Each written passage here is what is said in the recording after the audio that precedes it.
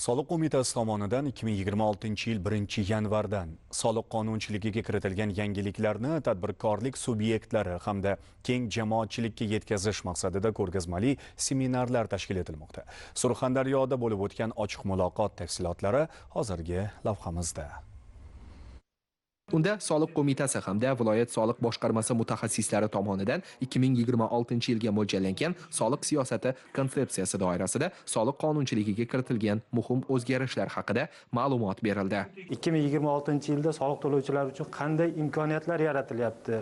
Ular qanday amallarni bajarish lozimligi, xususan qishloq xo'jaligi korxonalari bo'yicha ular tomonidan yetishtirilgan qishloq xo'jaligi mahsulotlarini 0 stavkada qo'llanilishi, shu bilan birgalikda ular tomonidan hisobga olinadigan qo'shilgan qiymat solig'ini 3 kunlik muddatda avtomatik tarzda qaytarib berilishi. Bundan tashqari 2026-yil 1-apreldan boshlab naqdsiz pul ko'rinishida sotib olinishi lozim bo'lgan tovarlar va ularning turlari to'g'risida tushuntirishlar berildi. 2026-yil 1-yanvardan boshlab bir nechta soliq turlari bo'yicha soliq hisobotlarini o'z vaqtida taqdim etmaganlik taqdirda endilikda har biri uchun alohida emas, balki barcha hisobotlar bo'yicha bitta jarima qo'llanishi belgilanganligi biz tadbirkorlarni juda quvontirdi. Shuningdek, soliq hisobotlarini kechiktirib taqdim etganlik uchun ma'muriy jarima miqdorining kamaytirilishi ham muhim qaror bo'ldi. Ya'ni kichik tadbirkorlik subyektlarini mansabdor shaxslar uchun jarima bazaviy hisoblash miqdorining 10 baravaridan 3 baravarigacha, fuqarolar uchun esa bazaviy hisoblash miqdorining 3 baravaridan 1 baravariga tushirilmoqda. Biz tadbirkorlar bu imkoniyatlarni mamnunlik bilan qabul qildik.